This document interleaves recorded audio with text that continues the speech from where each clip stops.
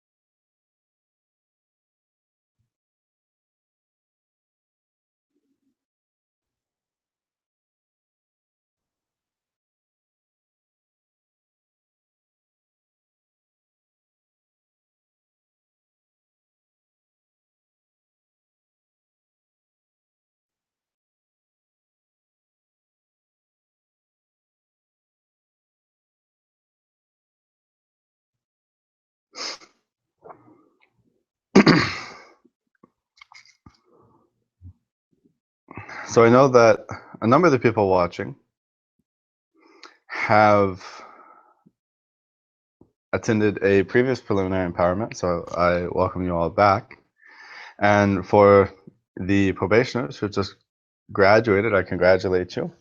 And I hope that you had a good experience in the probationer class. And I hope that you continue to have a great experience in the preliminary cycle. So where we're going to get started today is talking a little bit about theurgy as a whole and about the school to give you a better understanding of where you're at and what you're moving forward into. Theurgy is a confluence. This particular system of theurgy is a confluence of many systems that have come together through my brother Ramos and I, as well as original revelations that Ramos and I had from the masters or different spirits who also gave us particular teachings and practices. And the reason why we call this theurgy is we have kind of tied together many of these different systems and practices and teachings through a common terminology and philosophical system of Plato and of the Neoplatonic magicians. And so, even though it is unlikely that the Neoplatonic magicians and the great theurgists of Greece and Egypt practiced a system identical to this one, nonetheless, if they had learned the system, they also would have called it theurgy, as well as what they were doing. Theurgy means to do divine work, or the divine worker. And this has many different levels of meaning in it. Most importantly, that we act as a kind of go-between between this world and the higher worlds, that humans occupy a middle place in the cosmos, and that we can take what is above and distribute it lovingly and compassionately to what is beneath here in this world. And then we can take the things in this world and we can raise them up lovingly to the realities above us. So humans have this kind of special connective capacity between the worlds. And this is the greatest perspective of theurgy. On the lower level, the theurgist, to do the divine work means to do the great work, to unite the soul to the true realities, as opposed to the illusion-like, mirage-like realities of this world. Plato says that this world never is, that it's always coming to be, because everything here is in a state of change and transformation. Whereas the heavenly worlds truly are. And so they contain the truth or ultimate reality and are filled with different realities. And you can call these realities gods, you can call them angels. But a good kind of non-sectarian word for them is realities, that each of these different beings contain truth and emanate truth from themselves and remain themselves. They don't become themselves, they never leave themselves, they always abide in themselves. And so humans can take these eternal truths, these eternal realities, and weave what we call their reasons into this world, so that things in this world abide by the reasons of heavenly causes. And we can take things in this world, and because many things in this world are a reflection, what we call a suntamata, they're a reflection of the things above. We can learn about the things above, the ultimate realities, from this world as well, and the reflections of them in this world. And we can use things in this world as an anchor to connect us to the higher worlds. And in so doing, we connect the lower forms to the higher forms, and we connect the world back up to heaven. So this is the true theurgic work. But the way that we get to this point, all systems of magic are the same insofar as what I just said. Where the systems begin in order to reach the end goal, because to me, there's no magic without that great theurgic work being done. Otherwise, it's not magic, it's just sorcery. Where the different systems arise is the methodology, the terminology used to get to that point. And that part is called the hodos, the path. And you'll often hear us refer to this path as the hodos. So in this path, we first have to prepare the mind and the body for the higher work. So there's different stages to the training that you're going to go through. You've now entered into the first real stage of your theurgic training, and really it's more of theurgic preparation. Hence the name preliminary. It's the preliminary cycle. The preliminary cycle is meant to do a few things. It's meant to educate you in regards to some fundamental teachings passed down through many traditions, and many of them aren't secret teachings, about the planets, the zodiacs, the elements, things of this sort. Help you understand a little bit about the magical perspective of the world. It's also meant to begin to encourage a philosophical mindset in yourself. An inquisitive mind, a contemplative mind, and a mind that works well. Now, what do we mean by a mind that works well? This is going to be the subject of the first part of our discussion today, because it is also some of the first few lectures that you receive in the preliminary cycle. And during this empowerment, what we're going to be doing is we're going to go over several what are seen as kind of core instructions on the preliminary cycle. There's no way we can cover the entire preliminary cycle in 2 days. It's 50 or 60 lectures or something like that. It's a long series of education, which you should have access to now on the website. If you don't, then you will probably on Tuesday. What we're going to do is we're going to cover what's called Pidhi instructions, heart instructions. Meaning I'm going to take all the teachings and just extract the key things, some of the most important things for you to know, and give you Pidhi instructions, meaning instead of just going over the lecture, I'm just going to try to cut straight to the heart of the matter with you so you can grasp it easier and understand it more in a personal way. And we're going to move in hour-long segments. So we're going to do an hour, more like 45 minutes or 50 minutes. Then we'll take a short break for 5 or 10 minutes. Then we'll do another hour of lecture. Then we'll take our lunch break for an hour. It's lunch for us. I don't know what time. There's people, there's students all over the world, so maybe it'll be your dinner break. Maybe it'll be your breakfast break. But we're going to take a break for about an hour.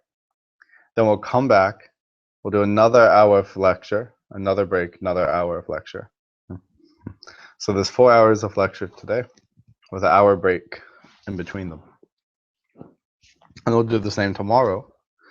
And the last hour of tomorrow will be the empowerment into the preliminary cycle practice itself. So there's a set of practices that the preliminary cycle is kind of named after, and it's a cycle of practices. It's a circuit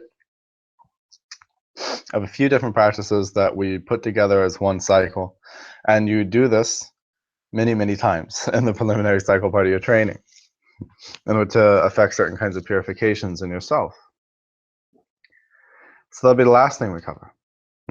So right now in the preliminary cycle, you're working on trying to refine the mind and trying to purify your energy and trying to establish a basic connection to deity. Now, deity is a heated word nowadays, right? It's a very controversial thing in how to talk about God. But we're on the spiritual path, and there's no spiritual path without God. So it doesn't matter what you call God. It doesn't matter if you believe in many gods or one God.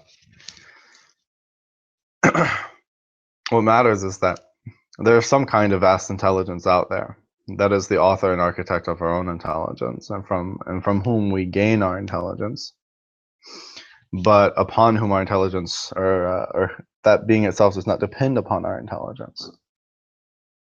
And this being, whatever it may be, which gives reason and harmony to all things, makes us better the closer we draw ourselves near to it, and the more that we call it into our lives. And in so doing, many spirits and beings higher than us, like the angels and archangels and the different deities, also draw near to us the more we draw near to it. And so this harmony naturally arises. So this practice of getting close to deity and the obscurations between the obscurations between us and deity itself have to be purified. So in some of the preliminary cycle practices, a little bit of that, chanting some mantras, chanting some sacred words to help connect to the intelligence of the universe. Then there's practices to help train the mind. There's practices to help purify the energy. So these three things form the basis of every spiritual path, essentially. And in the preliminary cycle, we're going to focus on them until certain obscurations clear up. Mainly, we want to train the mind to learn how to drop its biases. This is a very important thing. And it's very important as beginning students that you understand that a very important factor in regards to what you're able to achieve on any spiritual path, this path or another path, will be the extent to which you are able to put aside your opinions and biases and try to honestly pursue the truth. The more that you cling to your own notions without any investigation of those notions, rigorous investigation, you should investigate your beliefs with an intent to destroy them. So that then, if they survive the investigation, you know that they're strong. Something you'll hear me say occasionally is that theurgists should not have beliefs. Philosophers should not have beliefs. They should have convictions. They should have strong arguments, but they should not have beliefs. A belief implies a certain lack of investigation. It implies that there's no reason for you to think that way. And we always want to have a reason to think a certain way because there's a reason to everything in this universe. And one of the ways we can draw ourselves into harmony with the universe is not only by understanding the reasons in the universe, but also arranging our own internal universe. So there's a reason for everything in our own internal universe, and there's a reason for everything that we do, and the things that we think, and the concepts that we hold dear. And the ability to do this is an important process in the spiritual path. The ability to really drop a lot of these opinions that we have, because opinions are an interesting thing. The least we know about something, the more opinions we have about it. The more we know about something, the less opinions we have about it. Right? So if we don't know much about something, there's thousands of opinions about it. And if there's something mankind as a whole doesn't know much about, there's millions of opinions about it. But if the more we know something, there's less and less opinions of it. And then about things that we know to be true, there's no opinions about it. And there's no opinion as to whether or not the sun will rise the next day. It's just taken as a truth that it's known that the sun will rise. So, a good example of this is something like sports. Okay, we can take sports. I had this conversation with someone the other day, and it worked well. So I'm going to try it on you guys. But maybe this is the wrong crew, because I don't think a lot of you guys are big sports fans. But say we have a sport. Maybe it's a football game. Maybe it's a mixed martial arts fight or something. And before the event, you don't know what the outcome is going to be. And because of this, there are thousands of opinions about what the outcome will be, because there's utterly no knowledge to be had on it.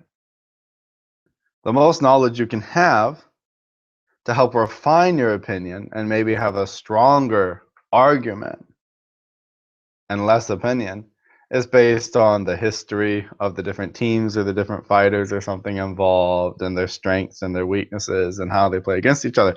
You can do an analysis of it, but still, ultimately, it's very little knowledge and a lot of opinion. And for some people, it's no knowledge. It's just lots and lots of opinion. Why do they think this team will win? Because it's their team. Of course it's going to win, right? But after the game, after the fight, after the event, now there's no opinion as to who won. There's only one knowledge, one unified knowledge. This was the result. You might have problems with that result. You might have some opinions about why it ended that way. But there's no disagreement that that was the result. Right? That's because knowledge is unitary. Knowledge is singular. When we have knowledge of something and we know it, then we don't have opinions about it. And the interesting thing is that our knowledge of something, if we really know it, will be the same as someone else's knowledge on it if they really know it. So you're not going to get an argument with somebody. So, oh, did you hear, so-and-so won the game the other night? And then they're going to go, no, they didn't. So-and-so won the game. Well, either one of you are wrong, right? I mean, that's pretty much the only situation, is one of you are wrong. But what will happen if you both know the end result of the game is that both of you agree that so-and-so won the game.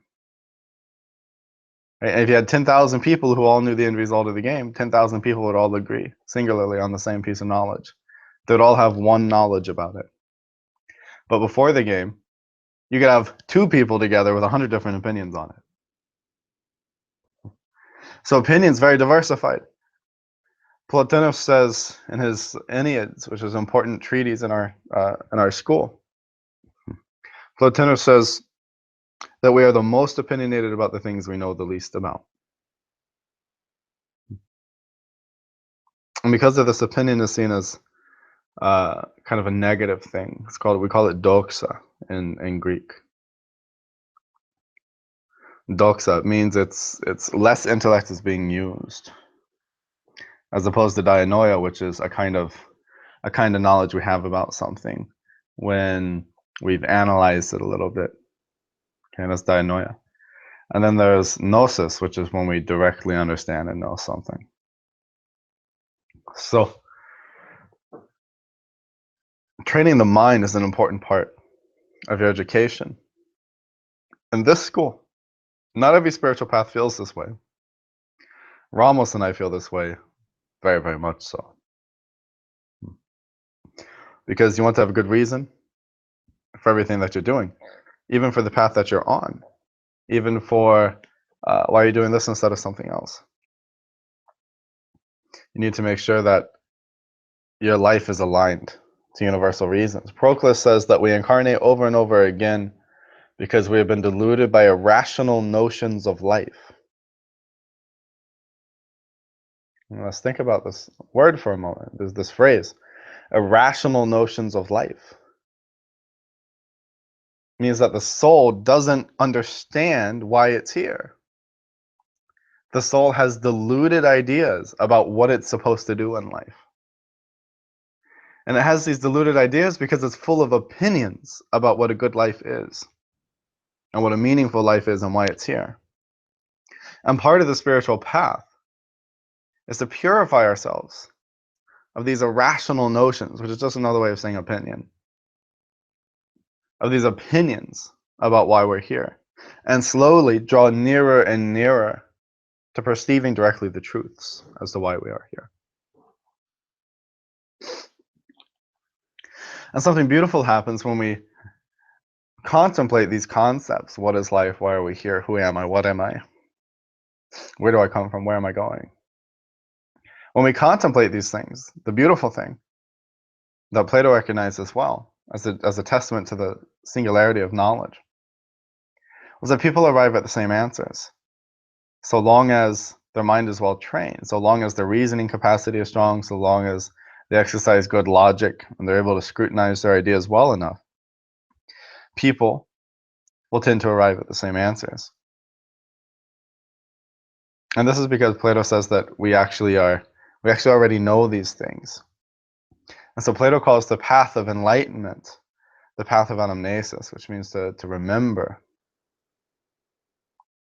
And this path of memory, he specifically calls this, to reach enlightenment is to remember your real nature. And he calls it the path of remembrance because when you contemplate and investigate and use what we call dialectic, which is a kind of logical, rational investigation of something, and you come to an answer that makes sense, that's rational and logical, you're able to come to it on your own without any help.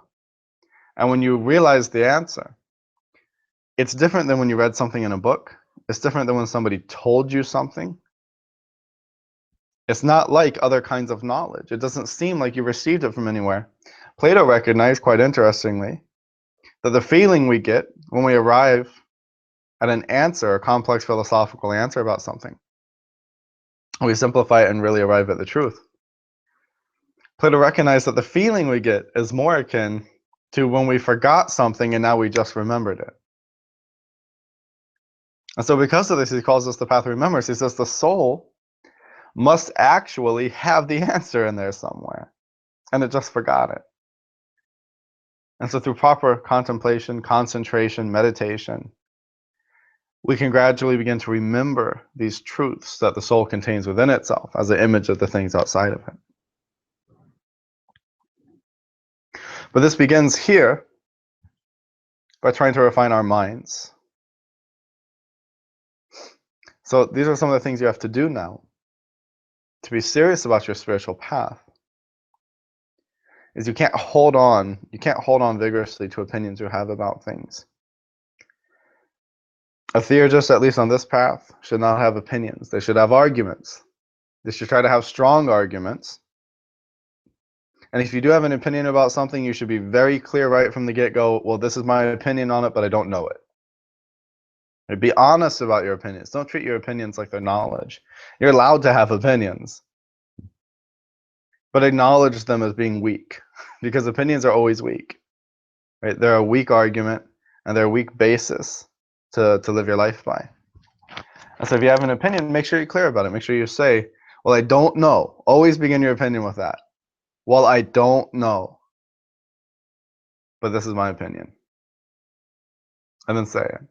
Don't profess to know something that you don't know. Don't give an opinion like it's knowledge. So this is part of what you need to be doing. There's a lot of aspects of theurgy that are not sitting down and doing ascesis.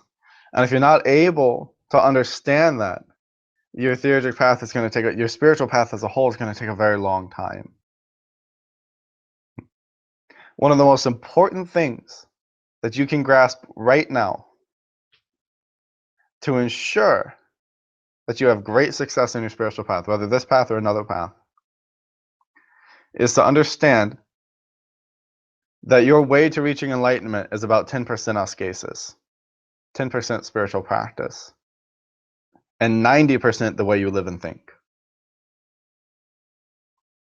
This is something one of my teachers beat this into my head constantly. He used to always say that realization is 10% practice and 90%, or he was saying enlightenment is 10% practice, 90% realization. And this means that it doesn't matter if you're practicing 4, 5, 6 hours a day. If you haven't refined your character, then you're practicing 5, 6 hours a day, and it's like you spent 5, 6 hours tying a very intricate rope, and then you spent the rest of the day untying it. Right? Like you were weaving something during your practice, and then you just tore it all apart again after your practice. If you go and you practice and then you get really angry at somebody or something, you just undid your practice. You just took a baseball bat to its knees, right, and crippled it.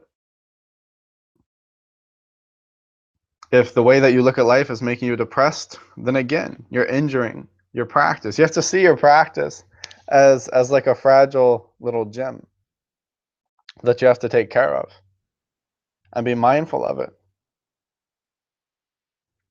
so that you don't drop it, you don't lose it, you don't misplace it somewhere.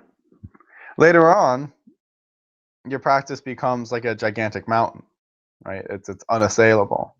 Your spiritual evolution becomes like a mountain that's unassailable. But for now, you need to treat it like a really thin-shelled egg, right?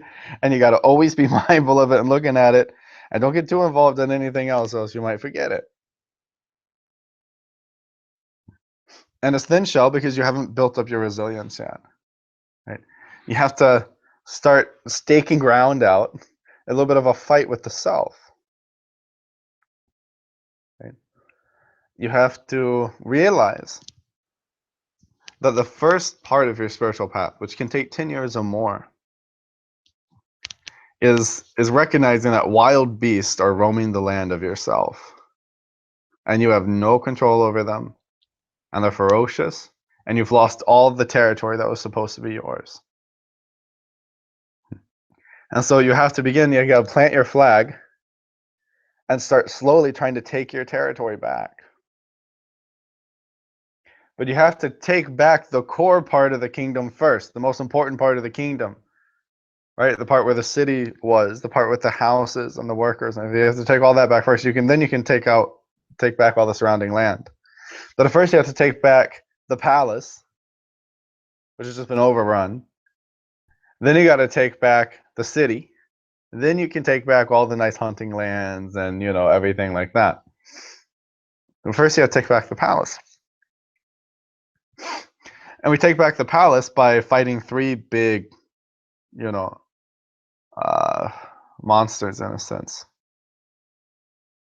That there's a monster of sleep, there's a monster of food, and there's a monster of sex. These 3 things tend to be the most difficult things for a practitioner on the path to gain control over first. You can see these as kind of like the 3 bosses of all the other monsters. If you can tame them, all the other monsters are going to start scattering. They lost their commanders. They're going to be a lot weaker. You can fight them easier. But you got to get them under control. and do everything in moderation. Aristotle says temperance is the king of the virtues. Temperance means to do everything in proportion, to do the right amount of everything. Okay, if you're a householder, I'm not telling you to, fast constantly and never sleep and be celibate. That's not temperance. I I love a lot of things with Plato, but in ethics, there's some aspects of Aristotle's ethics that I prefer. And one of them is really basing everything here on temperance, that there's a right amount of everything, and there's a time and place for everything. And a large part of virtue is being able to identify what is the right time and wrong time for something. Right? Like the courage and valor that you need to run into a battle with a bunch of enemies is not the same kind of courage and valor you need to have an argument with your spouse. Right? Those things, that's the wrong time and place. Right?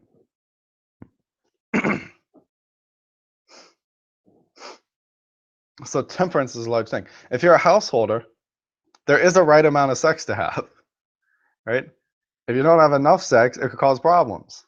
But you have to be very honest about what is enough sex, right? And probably the man shouldn't determine that. Maybe leave that up to the wife. But there's a healthy amount for a relationship, and there's a healthy amount for your body. And these things have to be weighed and understood. Right? Especially a man can age and die quicker as a result from misuse of sexual energy. Women, not so much. But men are very fragile when it comes to sexual energy. And women are very strong when it comes to sexual energy. And so men, they'll start to age prematurely, they'll start to bald, they'll start to have health problems later in life, and they'll die of a heart attack in their 50s or 60s because of the misuse of sexual energy when they were young, when they were 18, 19, 20, 21 years old. And they never took the time to recultivate the injury that they had done to themselves. They never took the time to repair it. Then with food, well, there's a right amount of food. And it depends a lot on you. If you work manual labor 12 hours a day, the right amount of food for you is a lot different than someone who works at a desk job. But both have to be mindful also of their spiritual path. That certain kinds of foods impede the flow of energy. Certain kinds of foods obstruct your health. Certain kinds of foods make it difficult to concentrate. Certain kinds of foods will make you tired when you sit to practice. Right? Really greasy foods, heavy foods, fried foods, sodas, things like that, they all need to go if you're very serious about your practice. So food's an important thing. Eating when you're hungry, not overeating, making sure there's always some space left in the stomach after you eat.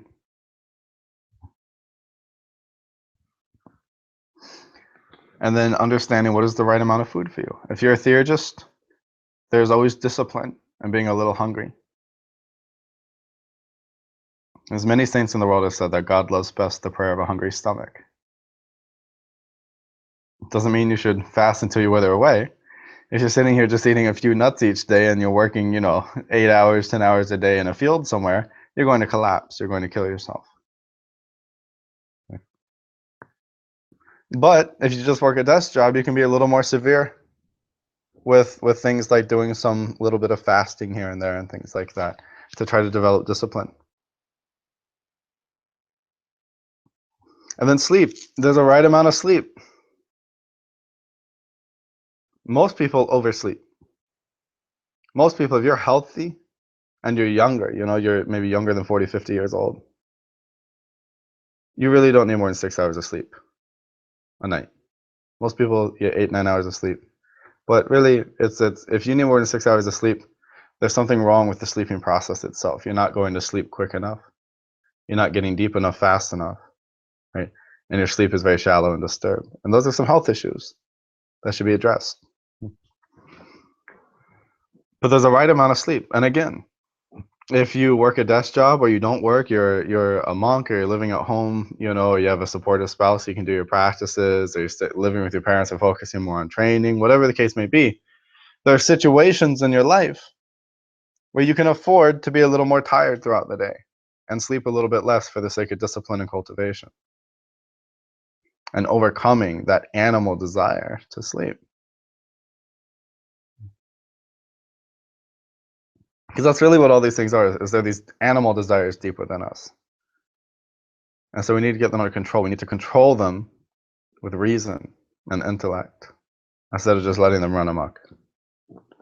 But then if you're a laborer working in the fields all day, well, you know, doing hard physical labor somewhere, then 4 or 5 hours of sleep at night is not going to cut it. You need to be getting more like 7 or 8 hours of sleep if you're doing very exhausting work. And eating very nourishing foods is important too. So temperance is an important thing you have to begin developing now. Realizing that in most situations, there is too much and there is too little, regardless what the situation is. Talking, having fun, relaxing, even meditating, being strict on yourself, whether it's discipline or not, there's a right amount. String is too tight, it breaks. Right? String is too loose, it makes no good sound. So you want to find a good middle path there. If you can do this sincerely and realize that you're waging a little bit of a war with your animal self, then you're going to make a lot of progress on the path very quickly. If, however, you fall into the fault of many practitioners, and honestly believe that so long as you practice, you're fine and you're safe, then you may never reach enlightenment in this life. You may have to come back in another life and try again. Because otherwise, you're just doing too much damage. If you're only meditating 2-3 hours a day, then there's 21, 22 hours a day you're not meditating. And you have to put that into perspective. Right? That means you're safe for an hour or two a day. The other 22 hours you're not. So the way that you live is very important. When you get the way that you live in line, then you need to get the way you think in line. And the way you think will help you get the way you live in line. But the way you think takes a lot longer to get in line. Just some good discipline and motivation and about 6 months of serious effort can give you a pretty well disciplined lifestyle in a way that you're not indulging too much in any of your lower desires or passions. But it can take a long time to correct some things in here. Ideas that we have where we felt like we were the victim of certain things in our lives. Ideas that we have where we felt like we were owed certain things. Ideas that we have certain things are fair or unfair. Ideas that we have that we were right. You know, memories that we have that when somebody wronged us, we were actually doing the right thing. We realize a lot of these, even things as kids, things we perceived as kids that were not good, objective thoughts we had, but now we still carry them in adulthood as though they're real and objective. Some of those things, some of that deep work we have to do to free ourselves of these things and always be approaching towards the truth, always be yearning the truth more than anything else. This is the work you have to begin here in the preliminary cycle, and this is the work you will always be doing. It'll be a long time till you get that kingdom completely under your control. But if you can start with that, those three kind of bosses, you know, those three monsters of sleep, sex, and food, then you'll find that in the process of fighting them, you become so strong that all the other things are easy to deal with now. But a theurgist does need to live a regulated life. You have to have an understanding of that. Nothing in this universe moves without regulation. The sun doesn't just rise when it wants to. Unless maybe you live really far up north. During winter, then maybe it comes up just a little bit and then decides to go back down. So everything here moves according to reason. Plato says that sicknesses of both the soul and the body arise when there's a disharmony in our circuits and our motions and the motions of the universe. And part of this is those irrational notions of life. trying to understand what we're here for, what we're doing, what's important in life, and then actually living accordingly. There are lots of students, I have plenty of students, who get it up here, and they don't get it here, and they don't do it. It's not enough to get it here. You have to do it. Not enough to understand it. Because if you understand it and you don't do it, right? Like somebody sitting there smoking cigarettes all day, and they understand. They say, "Oh no, I know cigarettes are bad for you." No, you don't. If you knew cigarettes were bad for you, you wouldn't be smoking them, right? Part of you somewhere in there thinks that actually you're okay, you're fine. And how do you know that's the case? Because as soon as they get a serious health scare, and maybe they think it's lung cancer, what's the first thing out of their mouth? "Oh, I'm never going to smoke back cigarettes again." Right? Why? Nothing's changed. If they really knew it was bad for them before, they should still be sitting there smoking while they're being diagnosed with lung cancer, or while they're, having strokes and heart attacks. Right? There should be no change to their smoking patterns at all because they knew it was bad for them. But instead, what's the first thing? Even though they continue smoking later because it's an addiction, but still the first thing out of their mouths, when they have a heart attack or stroke from smoking too much, or they, get lung cancer, first thing out of their mouth, "Oh, I'm never smoking again. Oh, that was scary. I'm never smoking again." It shouldn't have been scary. You knew it was coming. Or you said you knew it was coming. But you must not have actually known it was coming. Otherwise, you'd have just expected it. Right? It's like if I run my car into a tree, I'm not going to be surprised when I crash and now my car looks like I crashed it in a tree. Right? I'm not surprised about it because if I knew that was going to happen, I'm going to drive my car into a tree. I'm going to at least wreck the front of my car, maybe even blow the engine out a little bit. And I'm going to step out of my car, look at it, and go, "Yep, that's exactly what I knew would happen. No problem." Right? Not scared. There was no big, "Oh, I'm never doing that again." That's not what I expected to happen at all. So you have to be careful. There's a lot of things people say that they know, right? You don't know. If you know it, you'll do it because you fully understand and grasp it.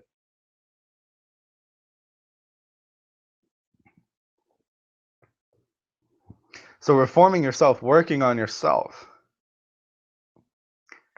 is a huge part of the outer level of training, and it even continues to the inner levels of training.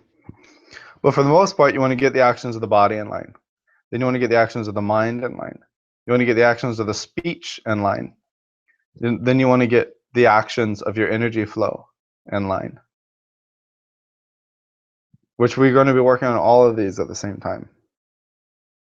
And then once all those things are working together, right, your body is complementing your spiritual path. Your speech is complementing your spiritual path. Your thoughts are complementing your spiritual path. And your energy flow is complementing your spiritual path. Then now you're walking through the door as somebody ready to start theurgy.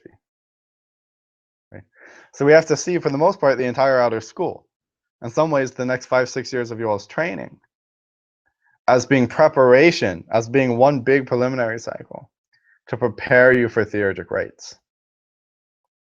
Because only once all those things come together well are your rituals going to have meaning. Because how can your rituals mean something, expecting your actions to mean something, when outside the ritual your actions are meaningless? Right? And if your personal convictions don't matter in life because you never follow them or adhere to them, then how will your convictions in a ritual matter at all? If your words are filled with lies, deceit, or negativity in real life, outside the ritual room, then how do you expect your sacred words and chants and hymns to have any power whatsoever in the ritual? If your energy flow is distorted because of the way you live and the way you think and the things you value, then how can your energy unite heaven and earth in the ritual room? It can't even flow properly between your heart and your kidneys. How's it supposed to connect the gap between the heavens and the world? So then what happens is you just spend a long time getting ready to be an effective theurgist. And then you'll spend the rest of your life being an ineffective theurgist, and then you'll come back, reincarnate, and hopefully do it better next time. And many, many people spent many lives reincarnating and then coming back hoping to do it better next time.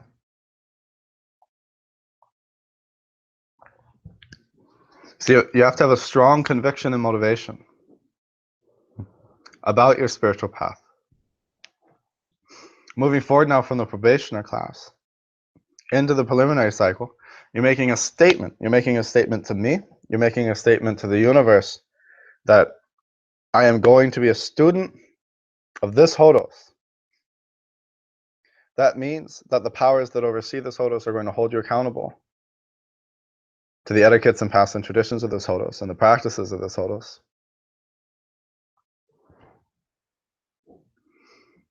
And it means that you'll be tested a little bit on the spiritual path. Sometimes your life can get a little shaken up.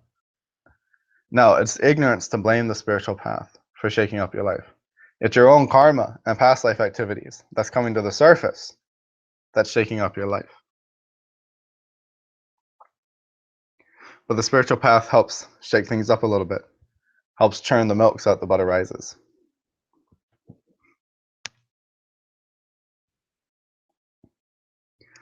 So to try to stay on time with our schedule flow today, we're going to take a break for about 10 minutes. And what we'll do is keep this video feed up. Don't close this feed. I'm just going to turn off the audio and the video for about 5-10 minutes. And then you'll hear my voice when we come back on. And then we'll begin moving through the lectures of the preliminary cycle. So thank you all for joining me this morning. And I'll see you all in a few minutes.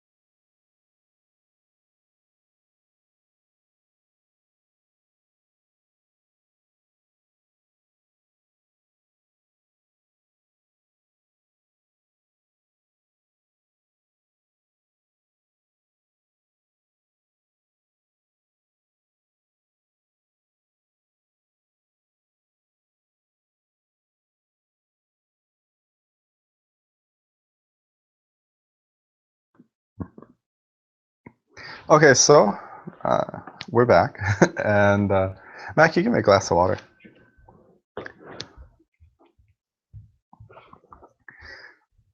So now we're going to look at some of the first lectures in the preliminary cycle, and most of this empowerment, we're going to be looking at the part of the preliminary cycle lectures called philosophy, right? Philosophy and ethics, because those are really the most important things.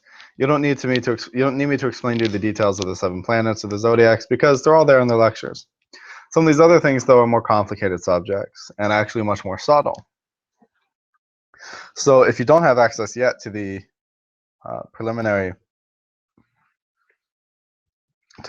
lectures, you'll see when you get access that it's broken into 2 sets. You'll see preliminary education, philosophy and ethics, and then you'll see another set of lectures called preliminary education, magic and mysticism. And those are basically more or less how they're arranged. One of them is a set of the philosophies that you need to try to understand.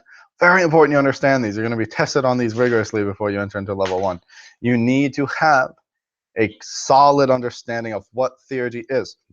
It is its own system. It is its own hodos. What makes something its own hodos?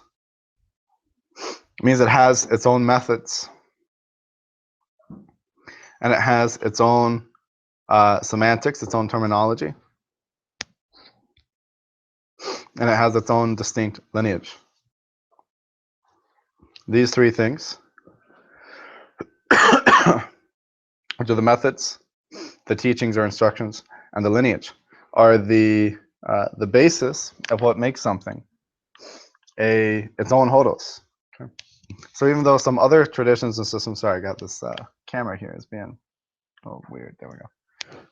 Even though there are other traditions that have influenced us and influenced Ramos and I, we don't use their terminology, except for maybe a little bit here and there, just because Ramos and I will slip a little bit.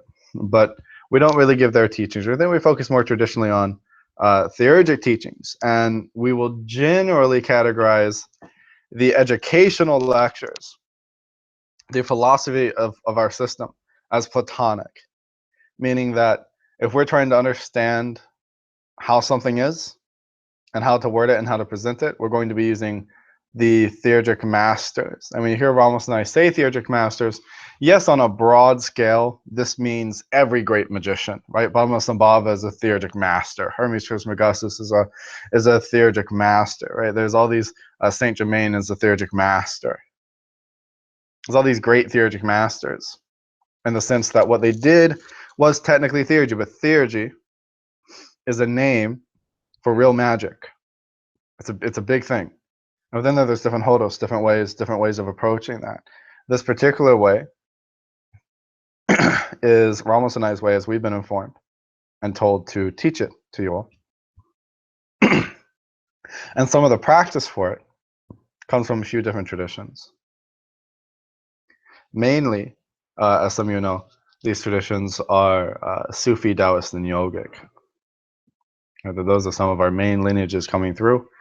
Are 2 different Sufi lineages, 3 different Taoist lineages, and 1 yogic lineage that all kind of inform the practices of the school.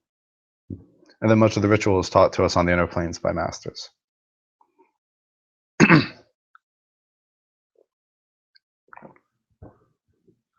But the philosophy of the system, the teachings of the system, how we understand the universe, how we train our minds, this goes to Plato. And our core understanding about why we're here, what it is to live, and why ritual and theurgy is such an important thing, all comes back to the great Platonic masters. So when you hear us say the old theurgist or the theurgic masters, even though, yes, there are many theurgic masters, in terms of our lineage, we're referring specifically to the masters that came out of the Platonic Academy or from the Platonic lineage of instructors, generally beginning with the Iamblichus. Iamblichus was one of the early Neoplatonic masters, and he brought Chaldean magic, Persian magic, into the Athenian Academy of Plato and transformed Platonism substantially, because he found that Plato's philosophy really filled all the gaps in what had become kind of a cultural magic at the time from Persia and Chaldea. And so that's that old Hermetic magic that he brought with him.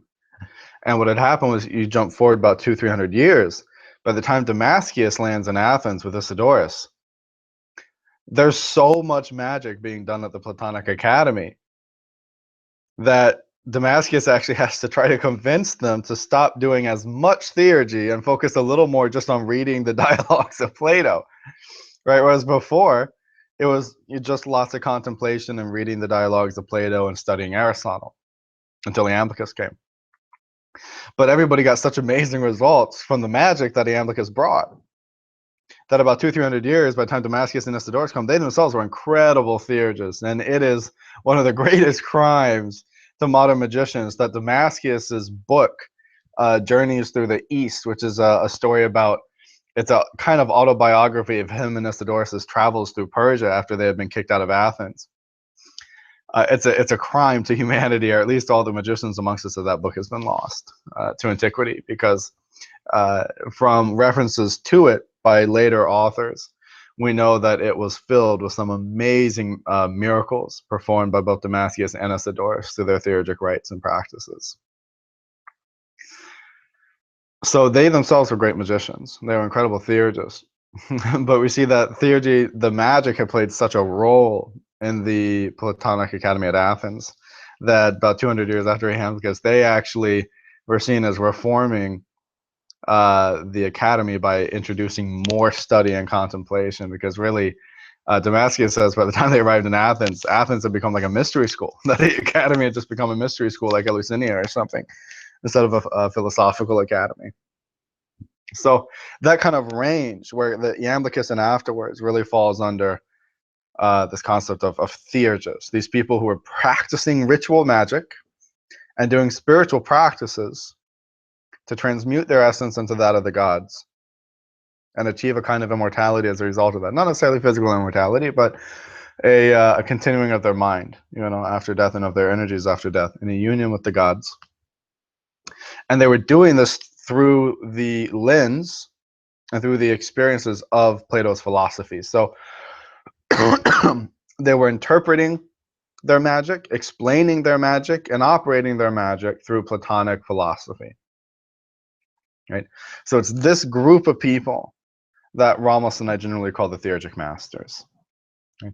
And that is why we call this system theurgy, because we are essentially doing the same thing. We're doing more than just ritual magic, right? Ramos and I thoroughly believe that you have a lot of energetic work to do before you begin doing ritual magic. And why do we believe that way? Well, we are in a little bit of a different period now in the world. And at the time of Iamblichus teaching magic to people through the door, when they came to the academy, the average student walking in through the door was a highly educated person from a good family in Athens. Because if you were literate, there wasn't, this is traditional times. There wasn't like a middle ground where you were literate but not highly educated. Right? No, it's either you were unliterate, right, completely illiterate, because your family had no money for education, or your family was very well off and could afford an education. If you were literate, it means you got a really good education. You were literate, but you did geometry, you learned music, you learned physical arts and disciplines, you learned some medicine, and a lot of logic and things like this. So the typical person walking through the door to Iamblichus's academy was kind of had a very good education, right? Whereas today's educational standards are not so good from the perspective of the Platonist, right? Because in today's educational world, we learn what to think instead of how to think, right? And so we go to school for 18 years to learn what to think. And the result is we have a bunch of adults that don't know how to think. Okay?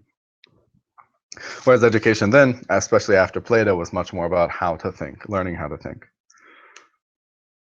But also, there is nothing, there's really almost nothing that a young man or young woman at the time of Iamblichus coming through the door of the Platonic Academy could have done by the age of 20, 21 years old to make them in as bad a place as many young men and women are in our society. They weren't being bombarded by entertainment their whole lives. We have a sick amount of entertainment in our lives, right? Movies, video games, clubs, bars, whatever. We have a literally psychologically sickening amount of entertainment in our lives. No culture before us has had so much entertainment. We're bombarded by entertainment constantly. Maybe you used to go see a play once a week for an hour or two. Now we watch 3 or 4 hours of TV or play video games every single day. We listen to music while we're driving. We watch stuff on our phone all the time and play games on our phone. We are bombarded by stuff that makes us stop thinking, right? Because you're not doing critical thinking while you're watching TV show. You're not doing critical thinking while you're playing game, right? So that's one aspect of it. They didn't have all the blue screens frying their pineal glands. They didn't have a bunch of crap in the water messing up their hormones. They didn't have all kinds of crazy stuff being done to their animals. They didn't have hormones being injected into their animals and antibiotics being injected into their animals that they were ingesting that were throwing off their own hormone cycles. They didn't have electric lights like we do, so they didn't stay up till 1 or 2 in the morning every single night and throw off their night-day system and their circadian rhythms with the earth. They didn't have alcohol cultures to the extent that we do here. They didn't have access to a lot of the heavy drugs that we do now, because many of those drugs are synthetic when we made them ourselves. Right? The result is you take a 21-year-old walking into the Platonic Academy, 2,000 years ago, and you take a 21-year-old walking in through the door now, and the 21-year-old now looks about 40 years old compared to the one 2,000 years ago. Right? Because that was a healthy young person walking in through the door, healthy in mind, healthy in spirit, healthy in body.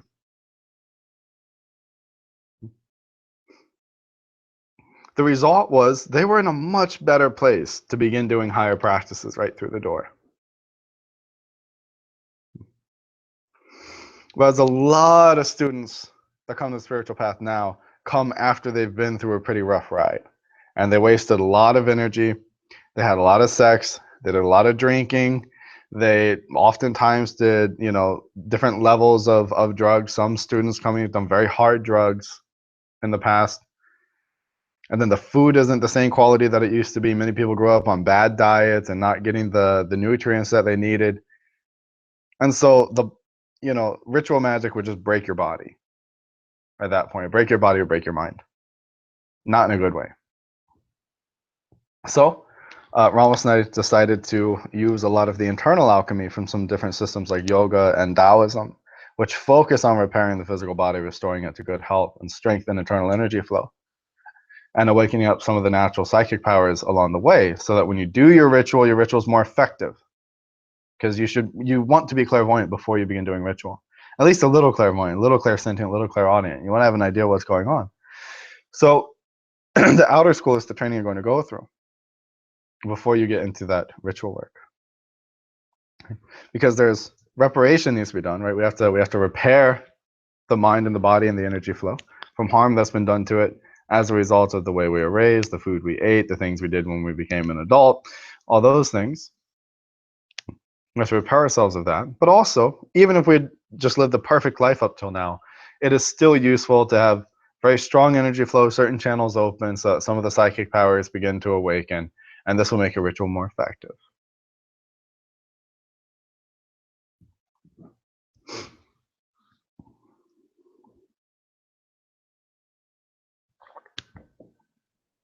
So the mind is something big we have to work on.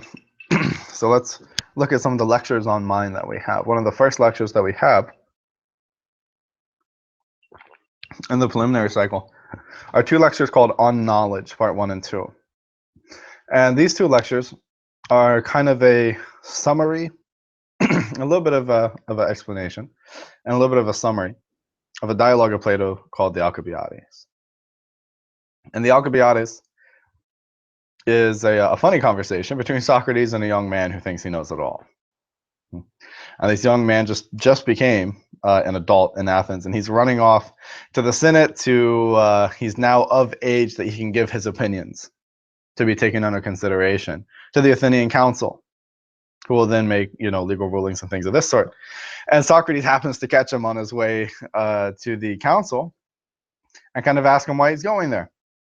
And what ensues is a oftentimes hilarious conversation between Socrates and Alcibiades about the nature of knowledge.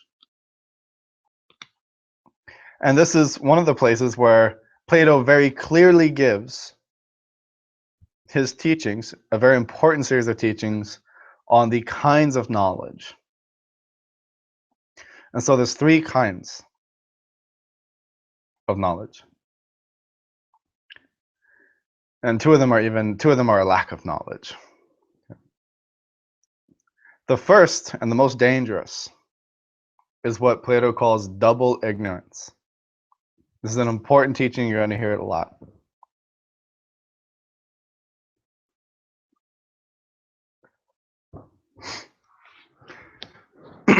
Double ignorance is when you don't know something. That's one part of the ignorance.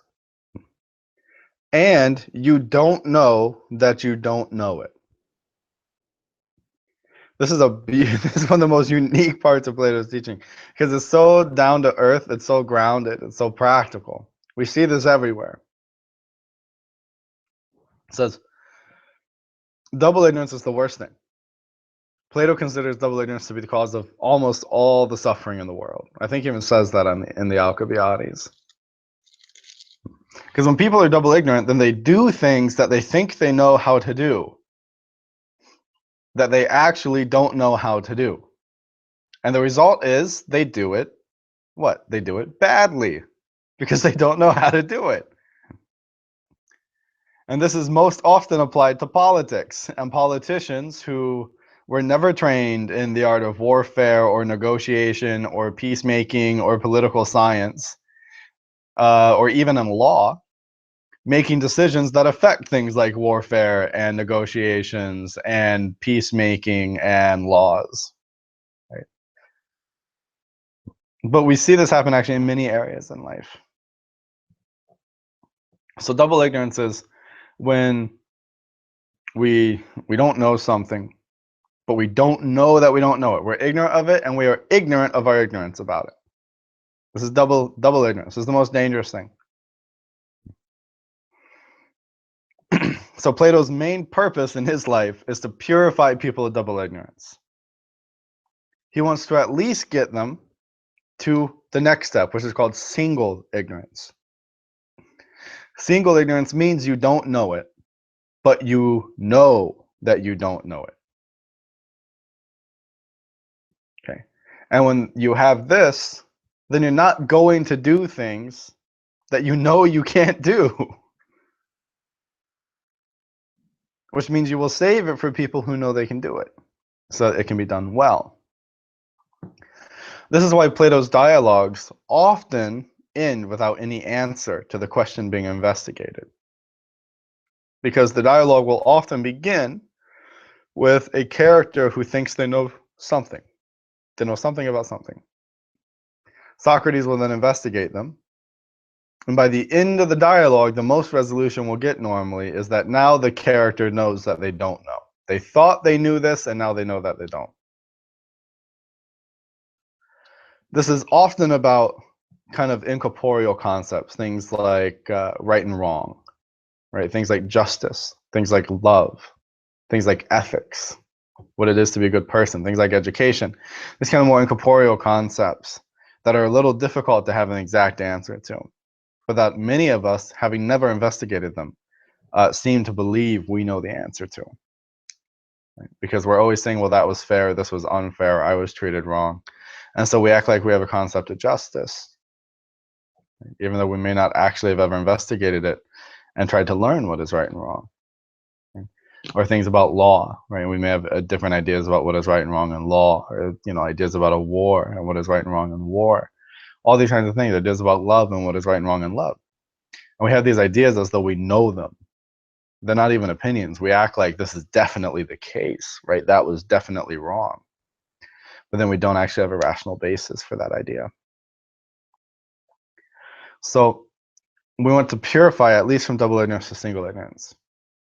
And a lot of Platonic contemplation, a lot of the early spiritual practice of the Platonic school involved trying to find all the areas in our belief systems where we were holding on to double ignorance, and then try to purify ourselves. That's why we need to do a rigorous investigation of our own beliefs and try to turn our beliefs from beliefs into arguments, right? Argument not in the sense of a conflict, argument in the sense of a strong, rational, logical proposition that's supported by good arguments.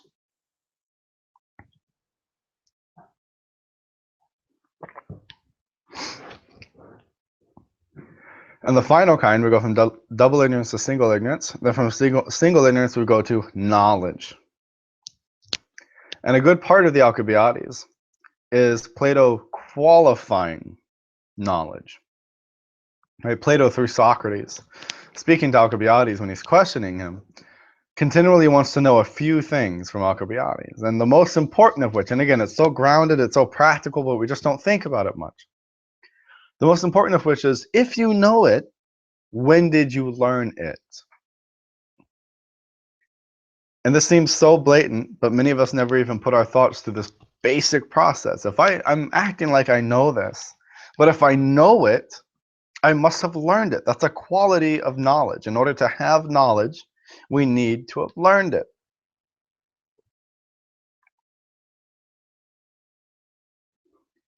And Alcibiades often finds that he cannot remember when he learned it. Now, a natural result of having learned something, and one way that we can try to figure out if we learned it or not, which will help us figure out if we know it or not, is, was there a time we didn't know it? Because if there was a time we didn't know it, and now we do know it, then we can find a time that we learned it. We can say that we learned it. But if as far back as you go, you cannot think of a time when somebody's actually taught you real knowledge about that thing, then you don't know it.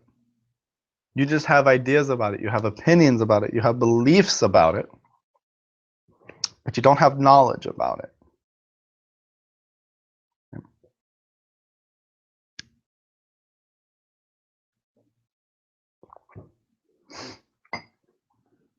So this is an important thing that seems so obvious, but which many of us never put our thoughts through this basic litmus test, right? This is Plato's litmus test. Isn't prove to me that you know it. Plato says, prove to me that there was a time you didn't know it. Prove to me that there was a time you had different ideas about this, and then you learned something new, and now these are your ideas. Very interesting. Because really proving that you didn't know something should be easier to do than proving that you know it.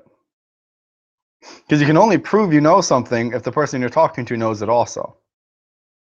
That's the only way you can prove you know something. Otherwise, you could just be making something up. But you can prove what you know to anybody. You can at least prove that you learned something about it. You have some knowledge about it. If you can prove that there's a time you didn't have that knowledge about it. Right? Very interesting. That's kind of what we do to an extent when we go and we get our degrees in different things. In school, we get a degree in biology, or a degree in health science, or a degree in, this or that. Part of what it is that little certificate proves that there was a time we didn't know this. And now this little certificate says that I know it pretty well. Because I went through a time where I didn't know it, then I went through a time where I learned it, and now I am in a time where I know it.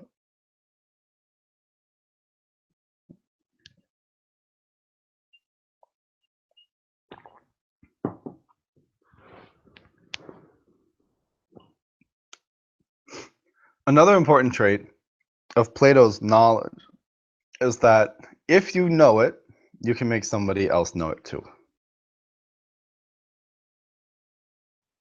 Right? Like if you know how to make a shoe, then you can teach somebody else how to make a shoe. And with enough training, they too will now become a shoemaker. If you don't know how to make a shoe, there's no amount of training you can give somebody that will turn them into a shoemaker, because you don't know how to make a shoe. So you can never make somebody else a shoemaker. The most you could do is pay for them to go learn how to make shoes from a shoemaker who knows how to make shoes.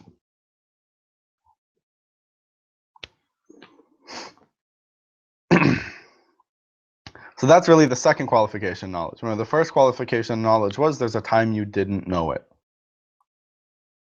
Because that goes towards proving that there was a time you learned it. The second qualification, knowledge, is that if you know it, you can make somebody else know it. And the third and most important qualification of knowledge is that if you know it, it agrees with other people that know it. This is a very important litmus test for knowledge, because this is a kind of a more all-reaching litmus test. Because say we take a heated issue like climate change, and is it man-made or is it natural? Does the climate just go through cycles? And we get 10 scientists from each side in a room, and they're all presenting an equal stack and weight of evidence supporting their own view on it. Then there's only really two outcomes, maybe three. We'll say three. Either one of them are right and the other one is wrong, and they don't actually know it. Or both sides are wrong and neither of them know it. And that's why there's a disagreement. And then kind of a little subtle addition to that, it's not really a third full option, it's just an addition, is that maybe if they're both wrong, that doesn't mean they're both totally wrong. Maybe they have some knowledge, but it's knowledge mixed with opinion, right? There's bias involved, there's opinion involved, and it's distorting the facts. The facts are there, right? No one can really deny that climate is changing. And so because of the fact that that's the most true thing, even the climate change, supporters that humans do it and the climate change supporters that the earth does it naturally, all agree on the fact that climate is changing. Right? So that is seen as a piece of knowledge, and it's unitary, so they all know it. Right? The cause of it, though, either one of them are right and the other one's wrong, or both of them are wrong. And if they're both wrong, maybe there's some knowledge there, but it's mixed with opinion. Right? So these are little tests we can do that you have to have knowledge. Like we were saying, you put 100 people in who watched a football game the previous night, and they all know who the winner was. There's not going to be any disagreement amongst them as to who the winner was, because knowledge is unitary. So if you know something, then it needs to be the same as someone else who knows that same thing.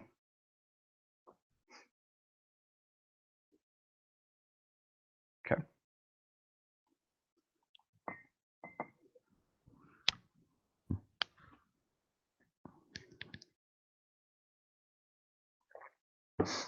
So quick review.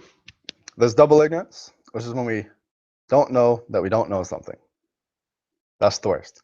There's single ignorance, much better place to be. We know that we don't know. There's knowledge, which is we know it. If we have knowledge, if we know it, then there will be three qualifications of that knowledge to prove that it's knowledge, instead of just accepting verbatim that it's knowledge. We'll have to prove there was a time we didn't know it. We'll have to prove that we can make other people know it. And we will have to prove that other people who know the same thing as us know the same thing as us. Right? We'll have to do these three things.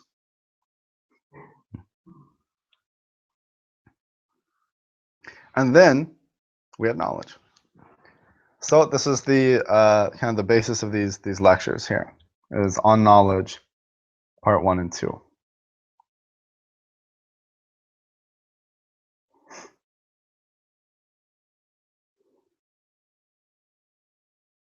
I'm going to hop over and talk a little bit about the good now. before we take our lunch break. And then when we come back, we'll talk about karma, fate, destiny, life, death, reincarnation, that kind of fun stuff. So, the good is a concept you're going to be hearing a lot of in this system, because the good is Plato's God, Plato's word for God. In theurgy, we hold on to the idea that there is a goodness, that there is something called goodness, that for everything there is something that is worse for it and something that is better for it. Right? For example, it is worse for a book to, say, be used as kindling to start a fire. That's bad for a book. Might be good for the fire, but it's bad for a book. It is good for a book to be kept on a bookshelf in a nice condition. Right? It's bad for a car to just sit and be not driven, for a few years. It's good for a car to be driven and maintained. It's bad for a car to be driven and not maintained. Right? It's good for you, for your body, to be healthy and eat well and get some exercise. It's bad for your body to be stagnant and eat badly. Right? It's good for a violin to be made well and have good tuning, right? And for the wood to not be warped. It's bad for a violin to be left outside in the cold and in the heat and in the cold and in the heat, and its wood distorts, and now it can't get a good tune, can't make a good sound no matter what you do. For anything at all, there is that which is good for it and that which is bad for it. That which is good for it will always be what it was meant to do. What is good for it will always help it fulfill its purpose. What is good for a car helps the car be a better car. What is good for a fire, like oil, helps a fire be a better fire. What is bad for a fire, like water, makes it a worse fire. Right? What is good for your body makes it a better body. What is good for your soul makes it a better soul. So Plato, in an act of absolute brilliance, perceived this. I mean, this is philosophical brilliance. This is such a subtle concept. Most of us go our whole lives without ever actually fully grasping it. Right? This idea that there's something good for everything. And what's good for everything is to be its best. That everything is doing what is good for it, or wants to do what is good for it, so that it can be its best. And it is best for something to be what is best for it. Right? It is the best for your physical body to be strong and healthy.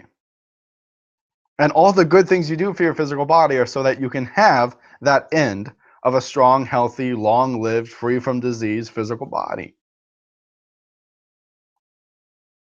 Right? All the good things you do for a violin, you do so the violin makes great violin music. So the things that we do that are good for something and things we do that are good for ourselves, we do knowing that by becoming better, we might get closer to what is best. Plato saw that everything has this motion towards what is good for it. Everything is just trying to do what is good for it. Even when we hurt ourselves, it's because we have a distorted idea about what is good for us. Say we do very hard drugs, and we know that the drugs are bad for our body.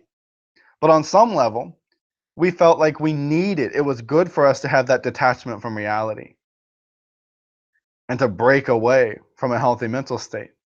Right? Many people who do things like alcoholism and drugs are trying to forget things, they're trying to get away from things, they're trying to not think about things. Right? It's a form of escapism. And they see the good of that as being more valuable than the bad they're doing to their body and mind. Right? So even ignorance of what is good for us doesn't change the fact that we're still trying to do what is good for us. We just don't know what that is, or we may have some ignorance concerning it. So Plato brilliantly deduced this, saw that everything is trying to do what's good for it.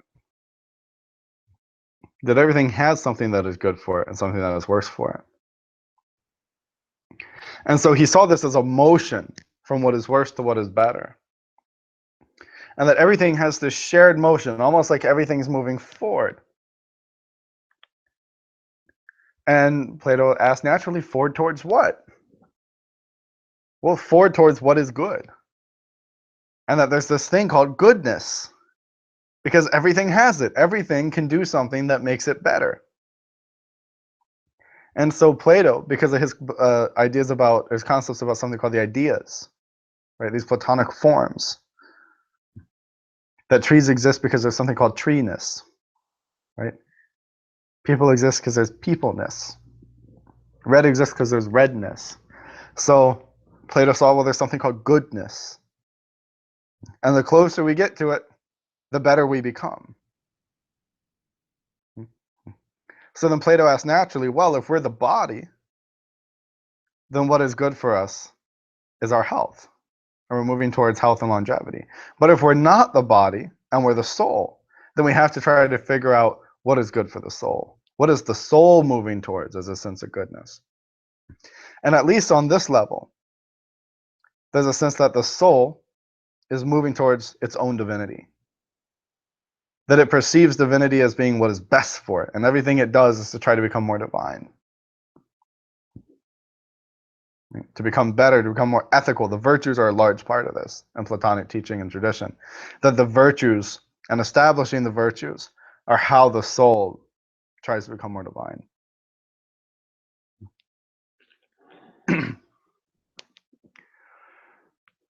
And so Plato said, well, if there's goodness and everything's trying to become good, there must be a cause of all goodness. Right? Goodness couldn't be random, or else some things would become worse by doing what's good for them.